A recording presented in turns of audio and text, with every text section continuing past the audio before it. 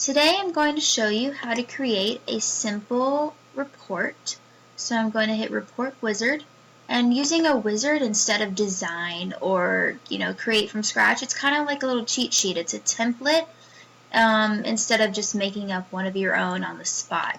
So what I'm going to be doing today is I'm going to be looking at the Allegheny High School graduates of 2016, and all I want to do is I want to find out their GPAs in order of smallest to largest. So all I need is the first name, last name, and the GPA, because the college and grade and ID aren't that important to know what I want to know just for this report.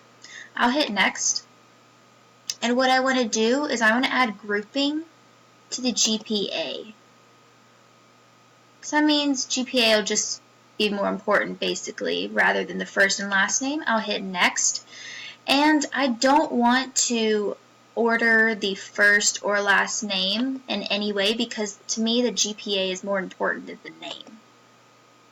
I'm going to just keep it with the stepped layout and portrait orientation, just use the default settings for my report. I'll hit next, and this title's okay with me because that's exactly what the information is. I'll hit preview the report and finish, and this is what my report is going to look like at the end.